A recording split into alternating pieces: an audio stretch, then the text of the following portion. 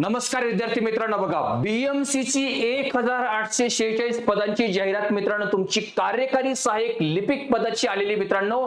परंतु सर्व विद्यार्थ्यांची एक मागणी आहे की या जाहिरातीमध्ये ज्या जाचक स्वरूपाच्या अटी टाकलेल्या आहेत बघा, या अटींमध्ये काहीतरी प्रमाणामध्ये बदल व्हायला पाहिजे अशी बऱ्याचशा विद्यार्थ्यांची मागणी मित्रांनो. बघा, तर माझं पण म्हणणं आहे की मित्रांनो बघा, जर या अटींमध्ये तुम्हाला बदल पाहिजे असेल तर मी सांगतो, इग्नाइट अकॅडमी सांगते मित्रांनो बघा, त्या गोष्टी तुम्हाला करणं अत्यंत आवश्यक आहे. सगळ्यात महत्त्वाची मित्रांनो बघा अपडेट या ठिकाणी अशी आहे की आता आपल्याला बघा जे कार्यकारी सहाय्यक नावाचं जे पद आहे मित्रांनो, याचं पूर्वीचं नाव होतं लिपिक. बघा या पदाच्या अर्थमध्ये काय सांगितलं बघा, पहिली जी अट आहे, उमेदवार हा मान्यता प्राप्त मंडळाची माध्यमिक शालांत प्रमाणपत्र परीक्षा किंवा तत्सम परीक्षेत प्रथम प्रयत्नामध्ये होते. बघा म्हणजे तुम्ही 10वी ही फर्स्ट अटेम्प्ट म्हणजे पास होणं आवश्यक होतं. बघा तर या अटीमध्ये मित्रांनो बघा बदल होणं आवश्यक आहे मित्रांनो.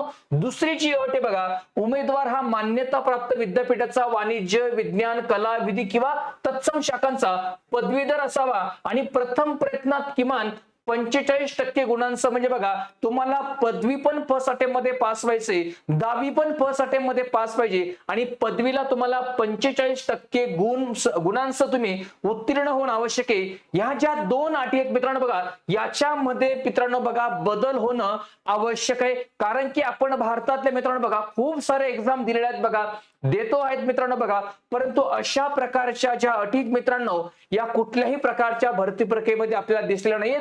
तर या अटींमध्ये मी बीएमसी ला मी विनंती करतो मित्रांनो की या अटींमध्ये बदल झाला पाहिजे. आणि यासाठी मित्रांनो बघा विद्यार्थी मित्रांनो, आपण काय लक्षात ठेवा, याच्यामध्ये प्रथम प्रयत्नामध्ये 10वी आणि पदवी उत्तीर्ण असेल बघा, याच्यामध्ये एक बदल व्हायला पाहिजे.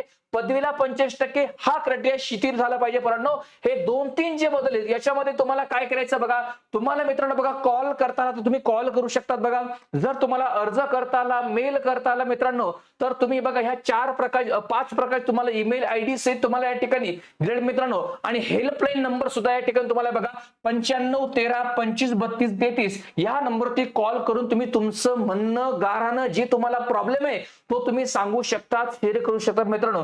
किंवा बघा तुम्हाला मित्रांनो ह्या आपल्या व्हिडिओच्या खाली कमेंट बॉक्स मध्ये मित्रांनो लक्षात ठेवा, तुम्हाला एक फॉर्मॅट तयार करून दिलाय मित्रांनो इग्नाइट अकॅडमीने. बघा प्रति माननीय श्री भूषण गगराणी, आयुक्त बृहन्मुंबई महानगरपालिका मुंबई, बघा यांना आपल्याला विनंती करायची मित्रांनो की कार्यकारी सहाय्यक पदासाठी बघा जी जाचक अट टाकली ही रद्द करा, त्याच्यामध्ये काहीतरी शिथिलता बदल करा अशी प्रमुख मागणी महाराष्ट्रातल्या तमाम विद्यार्थ्यांची मित्रांनो.